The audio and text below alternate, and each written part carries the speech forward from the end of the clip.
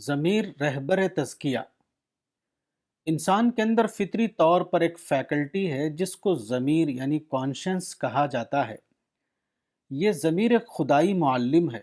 وہ انسان کے لیے رہبر تزکیہ یعنی تزکیہ گائیڈ کا کام کرتا ہے۔ ضمیر ہر موقع پر خاموش زبان میں انسان کو بتاتا ہے یہ کرو اور وہ نہ کرو، یہ تزکیے کے موافق روش ہے اور وہ تزکیے کے خلاف روش ہے، یہ پاکیزہ شخصیت بنانے والی روش ہے اور وہ غیر پاکیزہ شخصیت بنانے والی روش وغیرہ۔ لیکن تجربہ بتاتا ہے کہ بیشتر لوگوں کا انجام یہ ہوتا ہے کہ ضمیر ان کے لیے رہبر تزکیے کا کام نہیں کرتا۔ اس کا سبب کیا ہے؟ اس کا سبب یہ ہے کہ ہر آدمی کے اندر ضمیر کے ساتھ ایک اور برعکس فیکلٹی موجود ہے، یہ ایگو ہے۔ آدمی اکثر نفس اور شیطان کے زیر اثر آ جاتا ہے۔ وہ ضمیر کو اپنا کام کرنے نہیں دیتا۔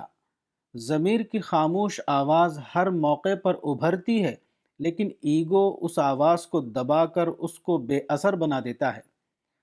طالب تزکیے کے لیے ضروری ہے کہ وہ اس حقیقت سے باخبر ہو، وہ اپنی قوت فکر کو بیدار کرے، وہ ہر موقع پر اپنے ایگو کو زیرو کرتا رہے۔ ایگو کو زیرو کرتے ہی یہ ہوگا کہ ضمیر اپنا فطری رول ادا کرنے لگے گا اور تزکیے کے راستے پر آدمی کا سفر بھٹکے بغیر جاری رہے گا۔ ایگو کو زیرو کرنے کا یہ کام اس معاملے میں فیصلہ کن حیثیت رکھتا ہے، لیکن یہ کام کوئی دوسرا شخص انجام نہیں دے سکتا۔ ہر آدمی کو خود یہ کام کرنا ہے کہ جیسے ہی اس کا ایگو جاگے وہ فوراً متنبہ ہو جائے اور اپنی قوت ارادی یعنی ول پاور کو استعمال کرتے ہوئے اپنے ایگو کو زیرو کر دے۔